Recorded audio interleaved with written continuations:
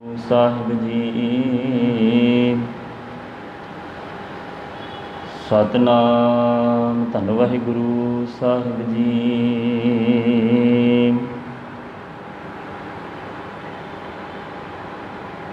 ज्ञान ध्यान किस कर्म ना जाना, सार ना जाना तेरी। सब ते वड्डा सतगुर नानक, जिन कद राखी मेरी। बाणी गुरु गुरु है बाणी, विच बाणी अमृत सारे। गुर बाणी कहे सेवक जन माने, परतख गुरु निस्तारे।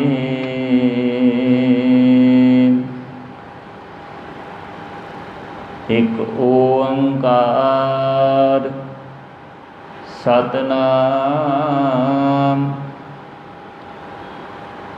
करता पुरख निरभउ निर्वैर। अकाल मूरत आजूनी, सैभं गुर प्रसाद।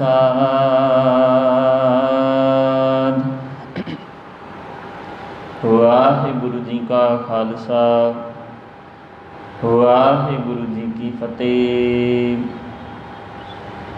जुगो जुगे अटल साहिब श्री गुरु ग्रंथ साहिब महाराज जी की पावन हजूरी अंदर जुड़ मिल बैठे सत्संगी जनों ते समूह नगर निवासी संगत। गुरबाणी विचार नाल सतगुरां जी की किरपा सदका कल रोज़ तो आपां जपजी साहिब जी की विचार के नाल जुड़े हाँ। आओ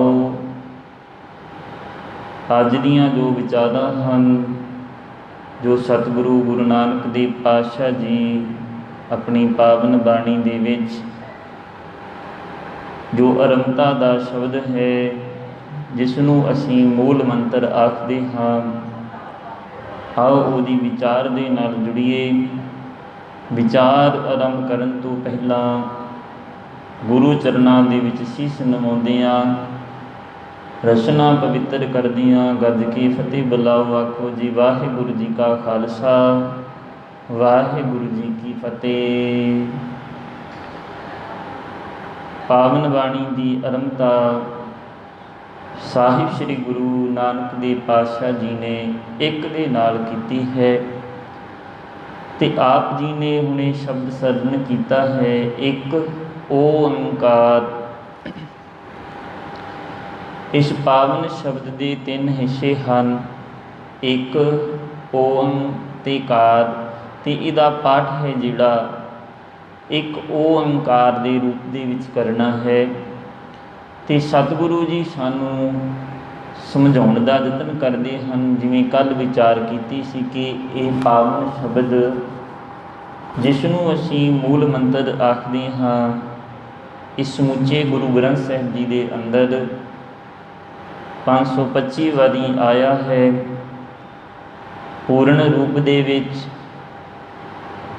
8 वारी एक ओंकार सतनाम करता पुरख गुर प्रसाद के रूप दे विच 525 वारी एक ओंकार सतगुर प्रसाद के रूप दे विच, ते 33 वारी पूर्ण रूप एक ओंकार तो लैके गुर प्रसाद तक पूर्ण रूप दे विच गुरु ग्रंथ साहिब जी दे विच दे दर्शन हुंदे हैं।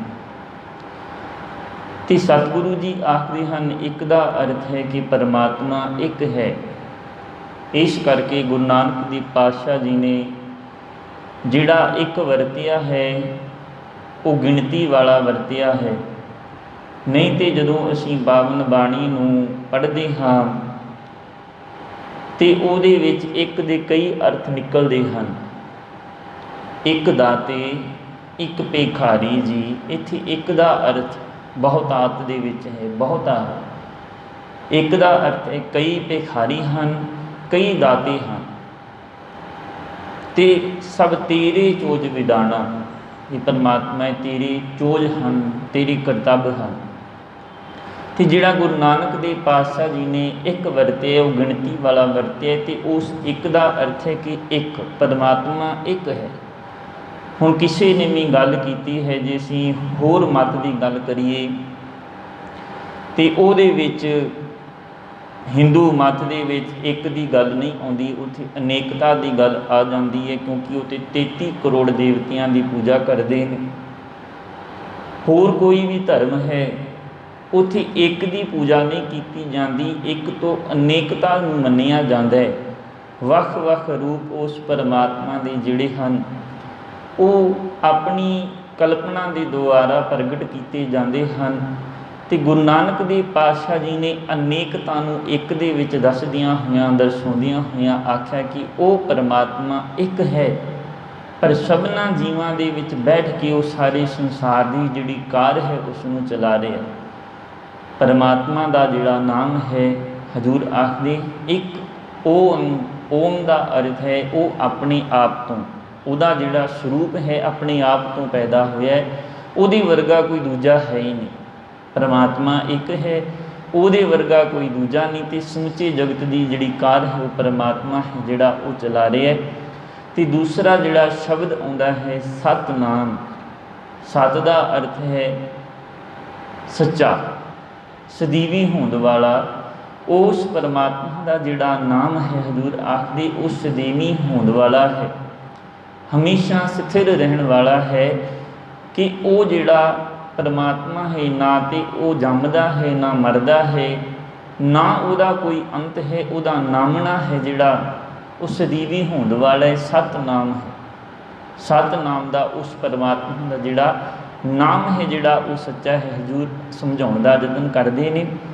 ਇਸ ਜਿਹੜਾ ਸ਼ਬਦ ਹੈ ਇਹ ਸੰਸਕ੍ਰਿਤ ਦਾ ਸ਼ਬਦ ਹੈ, ਤੇ ਸੱਤ ਦਾ ਅਰਥ ਹੁੰਦਾ ਹੈ ਸੱਚਾ, ਹੋਂਦ ਵਾਲਾ। ਤੇ ਇਸ ਦਾ ਜਿਹੜਾ ਮੂਲ ਜਿਹੜਾ ਨਾਮ ਹੈ ਕਿ ਪਰਮਾਤਮਾ ਹਮੇਸ਼ਾ ਸਤਨਾਮ ਹੈ, ਉਹਦਾ ਨਾਮਣਾ ਹਮੇਸ਼ਾ ਸਦੀਵੀ ਹੋਂਦ ਵਾਲਾ ਹੈ, ਵੀ ਉਹ ਕਦੇ ਖਤਮ ਹੀ ਨਹੀਂ ਹੋ ਸਕਦਾ। ਸਾਡਾ ਜਿਹੜਾ ਵਜੂਦ ਹੈ, ਅਸੀਂ ਉਸ ਸਤਨਾਮ ਪਰਮਾਤਮਾ ਨੂੰ ਜੀਤੇ ਕਰਦੇ ਹਾਂ, ਉਹਦੇ ਨਾਮ ਦੇ ਨਾਲ ਜੁੜੇ ਹਾਂ। ਪਰ ਕਿਤੇ ਅੰਦਰ ਆਪਣੇ ਝਾਤੀ ਮਾਰ ਕੇ ਵੇਖੀਏ ਕਿ ਕਿਤੇ ਵਾਕਈ ਹੀ ਅਸੀਂ ਉਸ ਸੱਚੇ ਪਰਮਾਤਮਾ ਦੇ ਨਾਮ ਦੇ ਨਾਲ ਜੁੜੇ ਹਾਂ, ਕਿਉਂਕਿ ਹਰੇਕ ਜਗ੍ਹਾ ਦੇ ਉੱਤੇ ਸਾਡੀ ਜਿਹੜੀ ਬਿਰਤੀ ਹੈ ਉਹ ਜਿਹੜੀ ਆਪਣਾ ਸਥਾਨ ਵੱਖਰਾ ਰੱਖਦੀ ਹੈ। ਹਜ਼ੂਰ ਨੇ ਵੱਖ ਵੱਖ ਤਰੀਕਿਆਂ ਦੇ ਨਾਲ ਜਿਹੜੀ ਮਨੁੱਖ ਦੀ ਬਿਰਤੀ ਹੈ ਉਸ ਨੂੰ ਪਾਵਨ ਬਾਣੀ ਦੇ ਦੁਆਰਾ ਦਰਸਾਉਣ ਦਾ ਯਤਨ ਕੀਤਾ। ਹੁਣ ਇੱਕ ਸ਼ਬਦ ਲੈ ਲਈਏ, ਉਹਦੇ ਵਿੱਚ ਹਜ਼ੂਰ ਨੇ ਉਦਾਹਰਣ ਦਿੱਤੀ ਹੈ ਵੀ ਜਿਹੜਾ ਸਾਡਾ ਨਾਮ ਹੈ, ਅਸੀਂ ਆਖ ਤੇ ਦਿੰਦੇ ਹਾਂ ਕਿ ਫਲਾਣੇ ਨਾਮ ਦਾ ਬੰਦਾ ਹੈ, ਗੁਰਪ੍ਰੀਤ ਹੈ ਨਾਮ ਉਹਦਾ। ਹੁਣ ਇਹਦੇ ਅਰਥ ਤੇ ਬਣਦੇ ਨੇ ਵੀ ਇਹਦੀ ਗੁਰੂ ਦੇ ਨਾਲ ਪ੍ਰੀਤ ਬੜੀ ਹੋਵੇਗੀ। ਨਾਮ ਗੁਰਪ੍ਰੀਤ ਹੈ, ਪਰ ਗੁਰੂ ਦੇ ਦਰ 'ਤੇ ਕਦੇ ਆ ਕੇ ਮੱਥਾ ਹੀ ਨਹੀਂ ਟੇਕਿਆ, ਕਦੇ ਸੰਗਤ ਹੀ ਨਹੀਂ ਕੀਤੀ। ਤੇ ਨਾਮ ਰੱਖਣ ਦੇ ਨਾਲ ਇਕੱਲਾ ਗੁਰਪ੍ਰੀਤ ਨਹੀਂ ਬਣ ਸਕਦਾ, ਗੁਰੂ ਦੇ ਨਾਲ ਪ੍ਰੀਤ ਨਹੀਂ ਬਣ ਸਕਦੀ। ਹੁਣ ਕੋਈ ਆਖੇ ਵੀ ਇਹਦਾ ਨਾਮ ਆਨੰਦ ਸਿੰਘ ਹੈ। ਹੁਣ ਆਨੰਦ ਦਾ ਅਰਥ ਹੈ ਵੀ ਜਿਹੜਾ ਬੜਾ ਆਪਣੇ ਆਨੰਦ ਦੇ ਵਿੱਚ ਰਹਿੰਦਾ ਹੈ, ਜਿਹਦਾ ਕੋਈ ਪਰਾਇਵਾਚੀ ਸ਼ਬਦ ਹੀ ਨਹੀਂ ਹੈਗਾ। ਆਨੰਦ ਦਾ ਕੋਈ ਪਰਾਇਵਾਚੀ ਸ਼ਬਦ ਨਹੀਂ ਮਿਲੇਗਾ ਤੁਹਾਨੂੰ। ਤੇ ਉਹ ਬੰਦਾ ਹਮੇਸ਼ਾ ਹੀ ਟੈਨਸ਼ਨ ਦੇ ਵਿੱਚ ਰਹਿੰਦਾ ਹੈ, ਕਦੇ ਬਿਜ਼ਨਸ ਦਾ ਘਾਟਾ ਪੈ ਗਿਆ, ਕਦੇ ਘਰ ਦੇ ਵਿੱਚ ਕਲੇਸ਼ ਰਹਿੰਦਾ ਹੈ, ਧੀਆਂ ਪੁੱਤਰ ਕਹਿਣੇ ਦੇ ਵਿੱਚ ਨਹੀਂ ਚੱਲਦੇ। ਕੀ ਅਸੀਂ ਆਖ ਸਕਦੇ ਵੀ ਬੰਦੇ ਦਾ ਨਾਮ ਤੇ ਆਨੰਦ ਸਿੰਘ ਹੈ ਤੇ ਇਹਦੇ ਜੀਵਨ ਦੇ ਵਿੱਚ ਤੇ ਆਨੰਦ ਹੈ ਹੀ ਨਹੀਂ। ਇਸੇ ਤਰ੍ਹਾਂ ਹਜ਼ੂਰ ਉਦਾਹਰਨ ਦਿੰਦੇ ਆ, ਸਾਨੂੰ ਸਮਝਾਉਣ ਦਾ ਯਤਨ ਕਰਦੇ ਨੇ ਕਿ ਜੇ ਕਿਤੇ ਅਸੀਂ ਉਸ ਸੱਚੇ ਪਰਮਾਤਮਾ ਨੂੰ ਚੇਤੇ ਕਰਦੇ ਹਾਂ, ਉਹਦੇ ਨਾਮ ਦੇ ਨਾਲ ਜੁੜੇ ਹਾਂ, ਤੇ ਉਹਦੇ ਨਾਮ ਦੇ ਨਾਲ ਜੁੜ ਕੇ ਸਾਨੂੰ ਉਹਦੇ ਕੋਲੋਂ ਇੰਨਾ ਕੁ ਜ਼ਰੂਰ ਸਿੱਖ ਲੈਣਾ ਚਾਹੀਦਾ ਕਿ ਮੈਂ ਸਤਨਾਮ ਦੇ ਨਾਲ ਜੁੜਿਆ ਤੇ ਮੇਰੇ ਜੀਵਨ ਦੇ ਵਿੱਚ ਜਿਹੜਾ ਸੱਚ ਹੋਣਾ ਚਾਹੀਦਾ, ਝੂਠ ਦਾ ਤੇ ਕਿਤੇ ਟਿਕਾਣਾ ਹੀ ਨਹੀਂ। ਕਿਉਂਕਿ ਮੈਨੂੰ ਜਿਹੜਾ ਗੁਰੂ ਹੈ ਮਾਰਗ ਜਿਹੜਾ ਦੱਸਦਾ, ਜਿਹੜਾ ਮੇਰਾ ਗੁਰੂ ਉਹ ਸੱਚੇ ਮਾਰਗ ਦੇ ਉੱਤੇ ਚੱਲਣ ਦੇ ਵਾਸਤੇ ਪ੍ਰੇਰਿਤ ਕਰਦਾ, ਝੂਠ ਦੀ ਤੇ ਉੱਥੇ ਕੋਈ ਜਗ੍ਹਾ ਹੀ ਨਹੀਂ। ਇਸ ਕਰਕੇ ਹਜ਼ੂਰ ਆਖਦੇ ਕਿ ਉਹ ਪਰਮਾਤਮਾ ਦਾ ਜਿਹੜਾ ਨਾਮਣਾ ਹੈ ਉਹ ਸਦੀਵੀ ਹੋਂਦ ਵਾਲਾ ਹੈ, वो कदे खत्म नहीं हो सकता। असी शरीरक तौर के उत्ते असी समझ सकते हैं भी साडा जन्म होया कुछ साल असी इस धरती पर जींदे रहना तो उस तो बाद असी इस धरती को छड्ड के चले जाना, क्योंकि सबना मरना आया विछोड़ा सबना, सारिया ने एक ना एक दिन इस संसार तो चले जाना। तो सदीवी होंद जिहड़ा परमात्मा है अकाल पुरख है जिसका नामना होंद वाला है उन्हें इस संसार की कार इसी तरह चलाई जानी है। असी हाँ जिस आसन हम बैठे केते बैस गया इस जगह के उत्ते साडे तो पहला किन्ने आए, किन्ने संसार दे विच आए, किन्ने चले गए, जिहड़े रहिंदे हन उन्होंने भी चले जाना। तो हजूर यही समझाउण दा यतन करते हैं कि इस संसार दे विच आए हाँ उस सच्चे नाम दे नाल जुड़िए, ਉਹਦੇ नाम ਦੇ ਨਾਲ जुड़ के अपने जीवन ਨੂੰ सच्चा सुच्चा ਬਣਾਉਂਦਿਆਂ ਹੋਇਆਂ उस परमात्मा की रब्बी दरगाह ਦੇ ਵੱਲ कूच करिए। अगला शब्द सतगुरु जी समझाउण दा यतन करते हैं, करता पुरख एक ओंकार सतनाम करता पुरख तीसरा शब्द है। हजूर आखदे ने कि जिहड़ा करता है, करता का अर्थ है जिहड़ा सृष्टि की कार करने वाला है, जिहड़ा सारी सृष्टि की रचना करने वाला है करता है। पुरख का अर्थ है अपनी किरत दे विच समाया होया, जिहड़ी सारी सृष्टि उस परमात्मा ने बनाई है वो सारी सृष्टि का करता धरता है, सारी सृष्टि को बनाने वाला है। तो सारी सृष्टि को बना के आप निर्लेप होके उस सृष्टि की जिहड़ी कार है उसनूं चला रहा है, उस सृष्टि दे विच समाया होया है। कण कण में हर जू बसै संतन कहे उपकारी। इस गल की गवाही तो जिहड़े गुरमुख जन हैं उन्होंने भी दी है कि जिहड़ा परमात्मा है वो कण कण दे विच समाया होया, कण कण दे विच उस परमात्मा का वस है। पर असी एक चीज़ नूं वेख के नहीं आख सकते भी क्योंकि वो परमात्मा तो जमदा ही नहीं, पर सारियां दे विच उहदी जिहड़ी जोत है सारियां दे विच वासा करदी है। सारियां शरीर हैं जिहड़े सारी सृष्टि के जिहड़े जिन्ने जीव हैं उन्हां दे विच उस परमात्मा का वस है। तो हजूर आखदे ने समझाउण दा यतन करदे ने कि इस संसार को चलाउण दे वास्ते करण कारण प्रभ एक है दूसर ना ही कोई। इस संसार की जिहड़ी कार चलाउण वाला है वो इक्को एक परमात्मा है, उहदे वर्गा कोई दूजा होर है ही नहीं। करता पुरख जिहड़ा इस सृष्टि की रचना करदा है, नहीं तो असी होर हिंदू इतिहास जिहड़ा इतिहास है उसनूं पढ़ीए तो उहदे विच तीन देवतियां की गल कीती गई है।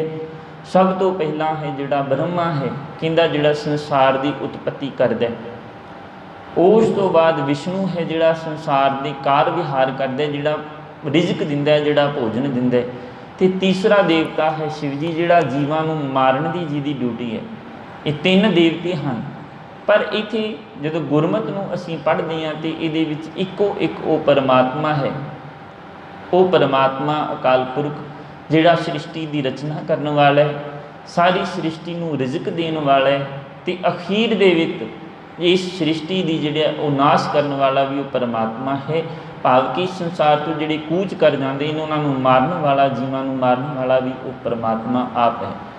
तो हजूर आखदे ने नानक तिस बलिहारन है जिन धर महियल सोए, जिहड़ा वो परमात्मा है उहदे तो मैं बलिहारे जांदा हाँ, उहदे तो वारे वारे जांदा हाँ, जिहड़ा इस धरती का पालनहार है। करण कारण प्रभ एक है दूसर ना ही कोई, दूजा कोई होर मैनू नज़र नहीं आता। ये जिहड़े शब्द के द्वारा हजूर सानू समझाउण दा यतन करते हैं कि जिहड़ा करता पुरख है ਉਹਦੀ विचार इस शब्द के द्वारा हजूर सानू स्पष्ट करा देंदे ने कि इस सृष्टि की रचना करने वाला सिर्फ इक्को एक परमात्मा है। इत्थे तीन देवतियां की गल नहीं की गई क्योंकि जम्मण पैदा करने वाला भी वो है, रिजक देने वाला भी वो है, तो संसार को नाश करने वाला भी वो इक्को एक परमात्मा है। इस करके हजूर आखदे ने कि वो करता पुरख है, अपनी किरत दे विच समाया होया है। तो इस किरत की वो सांभ संभाल अपने हिसाब के नाल अपने लेखे के अनुसार वो जीवां की सांभ संभाल करदा है। तो अगला जिहड़ा शब्द है हजूर आखदे ने अकाल मूरत। अकाल का अर्थ हुंदा है, काल का अर्थ हुंदा है समा। आ अगेड़ा आड़ा जिहड़ा है अगेतर लगे है, इहदा अर्थ है समय तो रहत। अगेतर लग गया आ काल जिहड़ा नाश तो रहत है। मूरत का अर्थ है हस्ती। उस परमात्मा की जिहड़ी हस्ती है वो समय के प्रभाव तो रहत है। ਭਾਵ ਕਿ ਉਹ ਕਦੇ ਖਤਮ ਨਹੀਂ ਹੋਵੇਗੀ। ਉਹਦੀ ਹਸਤੀ ਯੁਗਾਂ ਯੁਗਾਂ ਤੋਂ ਚੱਲੀ ਆ ਰਹੀ ਹੈ। ਉਹ ਪਰਮਾਤਮਾ ਕੱਲ੍ਹ ਦੇ ਦਿਨ ਵੀ ਸਾਡੀ ਜਿਹੜੀ ਰੱਖਿਆ ਕਰ ਰਿਹਾ ਸੀ, ਅੱਜ ਵੀ ਰੱਖਿਆ ਕਰ ਰਿਹਾ। ਆਉਣ ਵਾਲੇ ਸਮੇਂ ਦੇ ਵਿੱਚ ਜਦੋਂ ਸਾਰਾ ਜਗਤ ਹੈ ਜਿਹੜਾ ਨਾਸ਼ ਹੋ ਜਾਣਾ, ਇਸ ਸ੍ਰਿਸ਼ਟੀ ਨੇ ਖਤਮ ਹੋ ਜਾਣਾ, ਉਸ ਤੋਂ ਬਾਅਦ ਵੀ ਉਹ ਪਰਮਾਤਮਾ ਦੀ ਜਿਹੜੀ ਹਸਤੀ ਹੈ, ਉਹਦਾ ਜਿਹੜਾ ਵਜੂਦ ਹੈ ਇਸ ਸੰਸਾਰ ਦੇ ਵਿੱਚ ਮੌਜੂਦ ਹੋਵੇਗਾ। ਹਜ਼ੂਰ ਸਮਝਾਉਣ ਦਾ ਯਤਨ ਕਰਦੇ ਨੇ, ਕਹਿੰਦੇ ਨੇ ਅਕਾਲ ਮੂਰਤ। ਸਾਨੂੰ ਡਰ ਹੋਵੇਗਾ, ਸਾਨੂੰ ਇਸੇ ਕਰਕੇ ਅਸੀਂ ਗੁਰੂ ਦੀ ਸ਼ਰਨ ਦੇ ਵਿੱਚ ਆਉਂਦੇ ਹਾਂ ਕਿ ਸਭ ਤੋਂ ਵੱਡਾ ਜਿਹੜਾ ਡਰ ਹੈ ਉਹ ਮੌਤ ਦਾ ਹੈ। ਹਰ ਕੋਈ ਬੰਦਾ ਜਿਹੜਾ ਉਹ ਮੌਤ ਤੋਂ ਡਰਦਾ, ਇਹੀ ਚਾਹੁੰਦਾ ਕਿ ਮੇਰਾ ਜਿਹੜਾ ਜੀਵਨ ਹੈ ਉਹ ਲੰਮੀਰਾ ਹੋਵੇ, ਮੈਂ ਦੁਨੀਆ ਦੀਆਂ ਜਿਹੜੀਆਂ ਸੁੱਖ ਸਹੂਲਤਾਂ ਹਨ ਉਹਨਾਂ ਦੇ ਆਨੰਦ ਮਾਣਾ, ਚੰਗਾ ਭੋਜਨ ਮੈਂ ਗ੍ਰਹਿਣ ਕਰਾਂ, ਜੀਵਨ ਦੇ ਵਿੱਚ ਮੇਰੇ ਖੁਸ਼ਹਾਲੀ ਹੋਵੇ, ਮੇਰੇ ਧੀਆਂ ਪੁੱਤਰ ਸਦਾ ਖੁਸ਼ੀ ਵਸਦੇ ਰਹਿਣ, ਮੇਰਾ ਜਿਹੜਾ ਪਰਿਵਾਰ ਹੈ ਬਹੁਤ ਲੰਮੀਰਾ ਹੋਵੇ, ਰਹਿੰਦੀ ਦੁਨੀਆ ਤੱਕ ਮੇਰਾ ਨਾਮ ਨਾ ਹੋਵੇ। ਅਖੀਰ ਦੇ ਉੱਤੇ ਜਦੋਂ ਬੰਦੇ ਦਾ ਅੰਤਲਾ ਸਮਾਂ ਵੀ ਆਉਂਦਾ ਹੈ ਨਾ, ਕਹਿੰਦੇ ਉਸ ਸਮੇਂ ਵੀ ਜਿਹੜਾ ਮਨੁੱਖ ਹੈ ਇਸ ਸੰਸਾਰ ਤੋਂ ਛੱਡ ਕੇ ਜਾਣ ਵਾਸਤੇ ਤਿਆਰ ਨਹੀਂ ਹੁੰਦਾ। ਮਨ ਦੇ ਵਿੱਚ ਇੱਛਾਵਾਂ ਇੰਨੀਆਂ ਕੁ ਲੈ ਕੇ ਬੈਠਾ ਬੰਦਾ।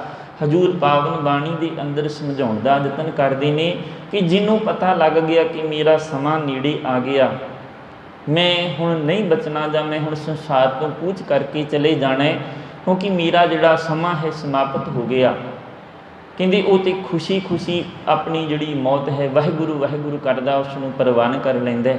ਪਰ ਜਿਹਨੂੰ ਪਤਾ ਹੈ ਕਿ ਮੈਂ ਤਾਂ ਜ਼ਿੰਦਗੀ ਦੇ ਵਿੱਚ ਹਮੇਸ਼ਾ ਪਾਪ ਹੀ ਕਮਾਏ ਨੇ, ਲੋਕਾਂ ਨੂੰ ਦੁੱਖ ਹੀ ਦਿੱਤੇ ਨੇ, ਹਮੇਸ਼ਾ ਮੈਂ ਮੰਦੇ ਕਰਮ ਹੀ ਕੀਤੇ ਨੇ, ਅਤੇ ਜਿਹੜੀ ਮੌਤ ਹੈ ਕਹਿੰਦੇ ਉਹਦੇ ਤੋਂ ਉਹ ਡਰਦਾ। ਹਜ਼ੂਰ ਪਾਵਨ ਬਾਣੀ ਦੇ ਅੰਦਰ ਸਮਝਾਉਂਦੇ ਨੇ, ਸੋ ਡਰੇ ਜੇ ਪਾਪ ਕਮਾਉਂਦਾ। ਜਿਹੜਾ ਪਾਪ ਕਮਾਉਂਦਾ ਉਹ ਬੰਦਾ ਉਸ ਅੰਤਲੇ ਸਮੇਂ ਤੋਂ ਡਰਦਾ ਕਿ ਮੈਨੂੰ ਜਮਾਂ ਦੀ ਜਿਹੜੀ ਮਾਰ ਹੈ ਉਹ ਪੈਣੀ ਹੈ। ਜਮਾਂ ਦੀ ਮਾਰ ਤੋਂ ਬਚਣ ਦੇ ਵਾਸਤੇ ਉਹ ਹਰ ਤਰ੍ਹਾਂ ਦੇ ਹੀਲੇ ਵਸੀਲੇ ਕਰਨ ਦੇ ਵਾਸਤੇ ਤਿਆਰ ਹੁੰਦਾ। ਪਰ ਹਜ਼ੂਰ ਆਖਦੇ ਜਿਹੜਾ ਧਰਮੀ ਬੰਦਾ ਹੈ, ਜਿਹੜਾ ਗੁਰਮੁਖ ਜਨ ਹੈ, ਜਿਹਨੂੰ ਸਮਝ ਆ ਗਈ ਕਿ ਦੁਨੀਆ ਦੀਆਂ ਸੁੱਖ ਸਹੂਲਤਾਂ ਉਸ ਪਰਮਾਤਮਾ ਦੇ ਨਾਮ ਦੇ ਵਿੱਚ ਹਨ, ਉਹਦੇ ਨਾਮ ਦੇ ਜੁੜਿਆਂ ਹੀ ਜੀਵਨ ਦੇ ਵਿੱਚ ਖੁਸ਼ੀਆਂ ਆਉਂਦੀਆਂ ਨੇ। ਹਜ਼ੂਰ ਆਖਦੇ ਸੋ ਡਰੇ ਜੇ ਪਾਪ ਕਮਾਉਂਦਾ, ਧਰਮੀ ਵਿਗਸੇਤ। ਜਿਹੜਾ ਧਰਮੀ ਹੈ ਵਿਗਸਦਾ ਹੈ, ਖੁਸ਼ ਹੁੰਦਾ ਹੈ, ਉਹਦੇ ਜੀਵਨ ਦੇ ਵਿੱਚ ਖੜਾਅ ਆਉਂਦਾ, ਕਿਉਂਕਿ ਉਹ ਇਸ ਜਨਮ ਮਰਨ ਦਾ ਜਿਹੜਾ ਚੱਕਰ ਹੈ ਇਹਦੇ ਤੋਂ ਉੱਚਾ ਉੱਠ ਚੁੱਕੇ ਹੈ। ਉਹਦੇ ਜੀਵਨ ਦੇ ਵਿੱਚ ਇਹ ਗੱਲ ਖਤਮ ਹੋ ਚੁੱਕੀ ਹੈ ਕਿ ਮੈਂ ਹੁਣ ਜੀਣਾ ਹੈ ਜਾਂ ਮੈਂ ਮਰਨਾ ਹੈ, ਕਿਉਂਕਿ ਉਹ ਤਾਂ ਪਰਮਾਤਮਾ ਨੂੰ ਆਪ ਸਮਰਪਿਤ ਕਰ ਚੁੱਕੇ ਹੈ।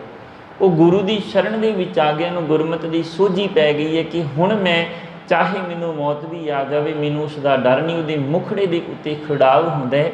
ਹਜ਼ੂਰ ਆਖਦੇ ਇਸੇ ਤਰ੍ਹਾਂ ਉਹ ਅਕਾਲ ਪੁਰਖ ਹੈ ਜਿਹੜਾ, ਉਹਦੀ ਜਿਹੜੀ ਹਸਤੀ ਹੈ ਅਕਾਲ ਮੂਰਤ, ਉਹਦੀ ਹਸਤੀ ਸਮੇਂ ਦੇ ਪ੍ਰਭਾਵ ਤੋਂ ਰਹਿਤ ਹੈ। ਉਹ ਕਦੇ ਖਤਮ ਹੋਣ ਵਾਲੀ ਹਸਤੀ ਨਹੀਂ। ਉਹਦੀ ਜਿਹੜੀ ਹਸਤੀ ਹੈ ਹਮੇਸ਼ਾ ਇਸ ਸੰਸਾਰ ਦੇ ਵਿੱਚ ਜਿਹੜੀ ਹੈ ਜਾਗਤ ਜੋਤ ਜਪੈ ਨਿਸਬਾਸੁਰ ਦੇ ਮਹਾਵਾਕ ਅਨੁਸਾਰ ਹਮੇਸ਼ਾ ਇਸ ਜਗਤ ਦੇ ਵਿੱਚ ਚਾਨਣ ਮੁਨਾਰਾ ਹੁੰਦੀ ਰਹੇਗੀ। ਇਹ ਇਸੇ ਤਰ੍ਹਾਂ ਇਸ ਸੰਸਾਰ ਦਾ ਜਿਹੜਾ ਹਨੇਰਾ ਹੈ ਉਸ ਨੂੰ ਦੂਰ ਕਰਦੀ ਰਹੇਗੀ। ਅਤੇ ਅਗਲਾ ਜਿਹੜਾ ਸ਼ਬਦ ਹੈ ਆਜੂਨੀ, ਪਰਮਾਤਮਾ ਹੈ ਜਿਹੜਾ ਹਜ਼ੂਰ ਆਖਦੇ ਉਹ ਜੂਨਾਂ ਤੋਂ ਰਹਿਤ ਹੈ, ਉਹ ਜਨਮ ਦੇ ਵਿੱਚ ਨਹੀਂ ਆਉਂਦਾ। ਪਰਮਾਤਮਾ ਕਦੇ ਕਿਸੇ ਜਨਮ ਦੇ ਵਿੱਚ ਨਹੀਂ ਆਉਂਦਾ। ਅਸੀਂ ਪਹਿਲਾਂ ਸ਼ਬਦ ਦੀ ਵਿਚਾਰ ਕੀਤੀ ਹੈ ਕਿ ਕਰਤਾ ਪੁਰਖ ਹੈ, ਉਸ ਨੇ ਸਾਰੀ ਸ੍ਰਿਸ਼ਟੀ ਦੀ ਰਚਨਾ ਕੀਤੀ ਹੈ, ਅਤੇ ਸਾਰੀ ਸ੍ਰਿਸ਼ਟੀ ਦੀ ਰਚਨਾ ਕਰਨ ਤੋਂ ਬਾਅਦ ਆਪ ਉਸ ਰਚਨਾ ਤੋਂ ਨਿਰਲੇਪ ਹੋ ਕੇ ਬੈਠਾ, ਉਹਦੇ ਤੋਂ ਵੱਖਰਾ ਹੋ ਕੇ ਬੈਠਾ, ਪਰ ਸਾਰੇ ਜੀਵਾਂ ਦੇ ਵਿੱਚ ਉਹਦੀ ਜੋਤ ਹੈ। ਅਤੇ ਫਿਰ ਅਸੀਂ ਕਿੱਦਾਂ ਆਖ ਸਕਦੇ ਹਾਂ ਕਿ ਪਰਮਾਤਮਾ ਦਾ ਜਨਮ ਹੋ ਸਕਦਾ, ਕਿਉਂਕਿ ਉਹ ਤਾਂ ਸਾਰੀ ਸ੍ਰਿਸ਼ਟੀ ਨੂੰ ਬਣਾਉਣ ਵਾਲਾ ਹੈ, ਸਾਰੀ ਸ੍ਰਿਸ਼ਟੀ ਦੀ ਰਚਨਾ ਉਹ ਪਰਮਾਤਮਾ ਕਰਨ ਵਾਲਾ ਹੈ, ਅਤੇ ਉਹ ਜੂਨਾਂ ਦੇ ਵਿੱਚ ਨਹੀਂ ਆਉਂਦਾ। ਕਿਉਂਕਿ ਜੇ ਪਰਮਾਤਮਾ ਜੂਨ ਦੇ ਵਿੱਚ ਆ ਗਿਆ, ਅਸੀਂ ਆਖਦੇ ਹਾਂ ਨਾ ਵੀ ਜਿਹੜੀ ਚੀਜ਼ ਇਸ ਸੰਸਾਰ ਦੇ ਵਿੱਚ ਜੋ ਉਪਜਿਓ ਸੋ ਬਿਨਸ ਹੈ, ਪਰੋ ਆਜ ਕੇ ਕਾਲ। ਜਿਹੜੀ ਚੀਜ਼ ਇਸ ਸੰਸਾਰ ਦੇ ਵਿੱਚ ਪੈਦਾ ਹੋ ਗਈ ਉਹਨੇ ਇੱਕ ਨਾ ਇੱਕ ਦਿਨ ਖਤਮ ਹੋ ਜਾਣਾ।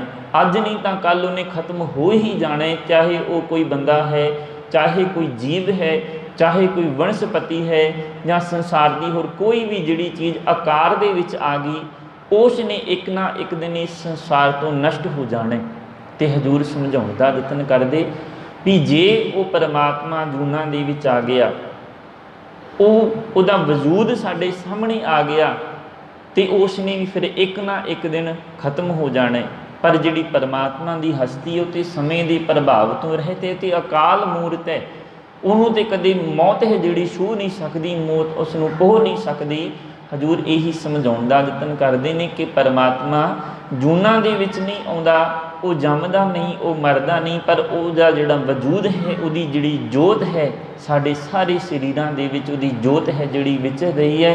तो उस जोत के मुहारे ही असीं सारे जीवां दे विच उस परमात्मा की दर्शनां की जिहड़ी तांग है वो मन दे विच रखदे हैं। जो जो दिसै गुर सिखड़ा तिस निम निम लागां पाऊँ जियो, कि जिहड़ा भी मैनूं गुरु का प्यारा नज़र आउंदा है, मैनूं उहदे विचों गुरु की दीदारे नज़र आउंदे ने, गुरु की जोत नज़र आउंदी है, तो मेरा मन उहदे चरण छूहण नूं चेते करदा है। मेरा मन करदा है मैं इहदे चरनां नूं स्पर्श कर लवां, इहदे चरनां दे उत्ते नमस्कार कर देवां, क्योंकि मैनूं हरेक जीव दे विचों उस परमात्मा के दर्शन हुंदे ने। पर ये जिहड़ी वेखणी है हजूर आखदे, ये वेखणी बड़ी औखी है, क्योंकि अजकल तो बंदा बंदे नूं वेख के राजी नहीं, बंदे नूं वेख के राजी नहीं, वो सोचदा भी मेरी तो आंढ गुआंढ भी नहीं बनती।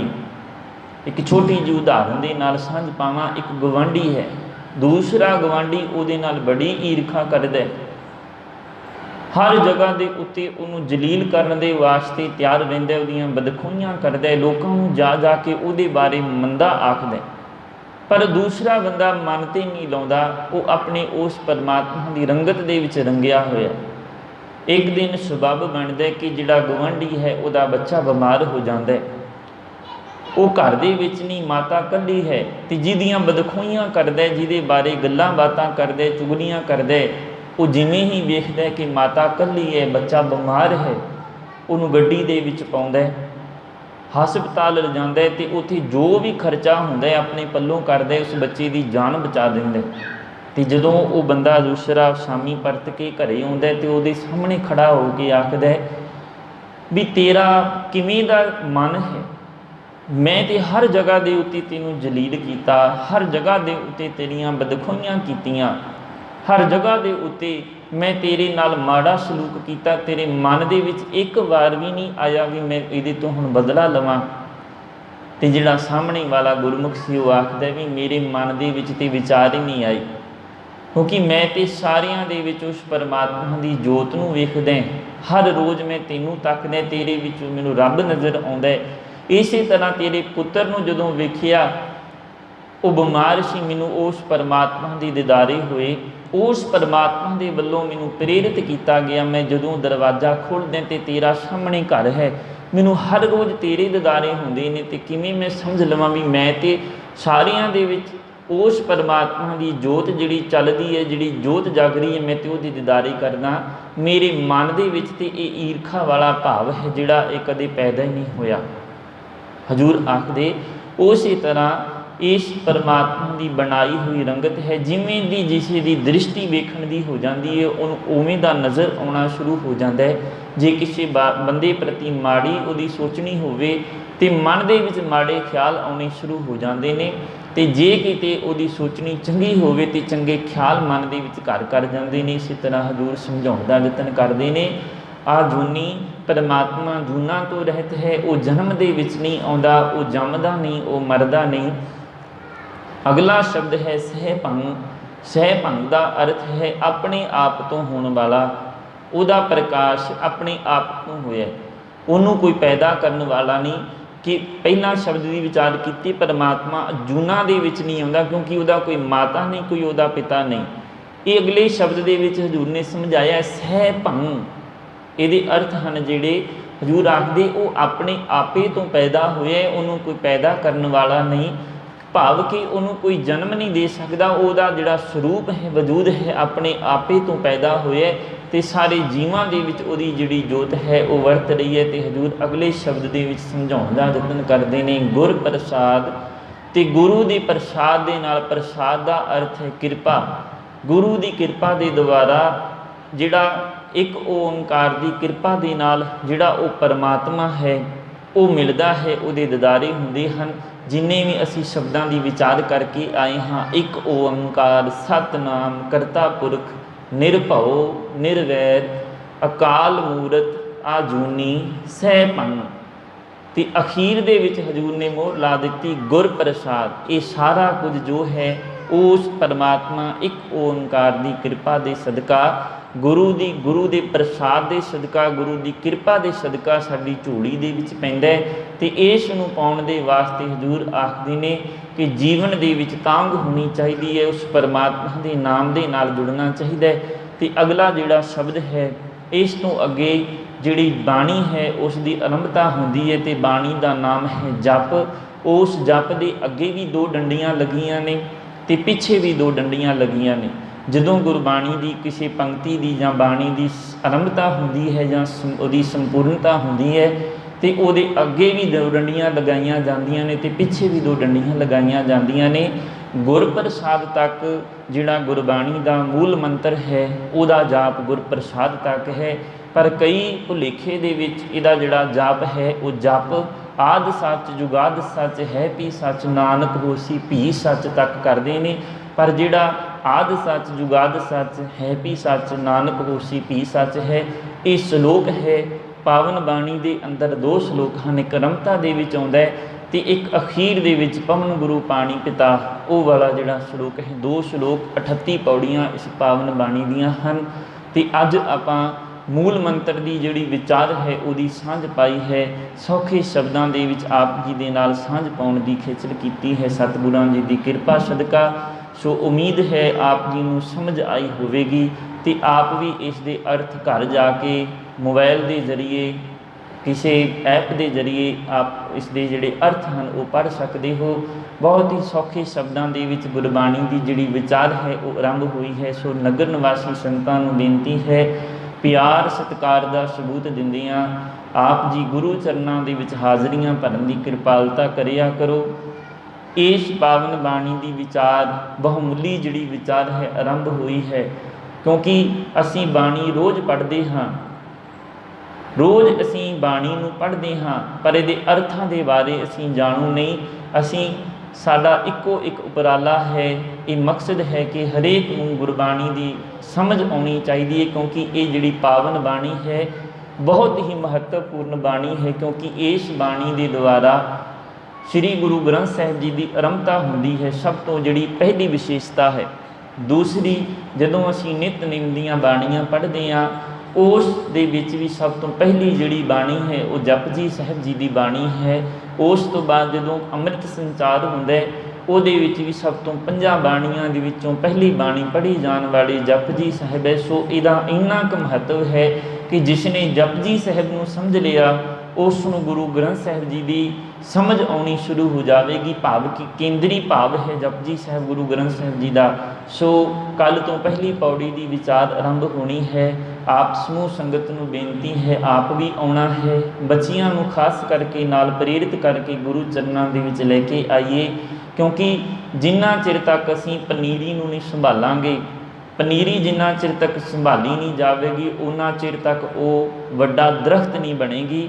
ਅੱਜ ਲੋੜ ਹੈ ਪਨੀਰੀ ਨੂੰ ਸੰਭਾਲਣ ਦੀ, ਕਿਉਂਕਿ ਕੱਲ੍ਹ ਨੂੰ ਇਸੇ ਨੇ ਬੂਟਾ ਬਣਨਾ, ਇਸੇ ਨੇ ਸਿੱਖੀ ਦੀ ਫੁਲਵਾੜੀ ਨੂੰ ਕੱਲ੍ਹ ਨੂੰ ਖੁਸ਼ਬੂਆਂ ਦੇਣੀਆਂ ਨੇ। ਸੋ ਬੇਨਤੀ ਪ੍ਰਵਾਨ ਕਰਨਾ ਜੀ, ਕੱਲ੍ਹ ਨੂੰ ਪਹਿਲੀ ਪੌੜੀ ਦੀ ਜਿਹੜੀ ਆਰੰਭਤਾ ਹੈ ਵਿਚਾਰ ਦੀ ਉਹ ਹੋਣੀ ਹੈ। ਸੌਖੇ ਸ਼ਬਦਾਂ ਦੇ ਵਿੱਚ ਆਪ ਜੀ ਦੇ ਨਾਲ ਵਿਚਾਰ ਪਾਈ ਜਾਣੀ ਹੈ। ਸੋ ਇੱਥੇ ਹੀ ਸਮਾਪਤੀ ਹੈ ਜੀ। ਬੋਲਦਿਆਂ ਪਾਸੋਂ ਵਿਚਾਰਾਂ ਕਰਦਿਆਂ ਪਾਸੋਂ ਬੇਅੰਤ ਭੁੱਲਾਂ ਹੋ ਗਈਆਂ ਹੋਣੀਆਂ। ਗੁਰੂ ਦੀ ਸੰਗਤ ਗੁਰੂ ਮਹਾਰਾਜ ਬਖਸ਼ਣਯੋਗ ਹਨ। ਬੁਲਾਓ ਫਤਿਹ ਆਖੋ ਜੀ। ਵਾਹਿਗੁਰੂ ਜੀ ਕਾ ਖਾਲਸਾ, ਵਾਹਿਗੁਰੂ ਜੀ ਕੀ ਫਤਿਹ।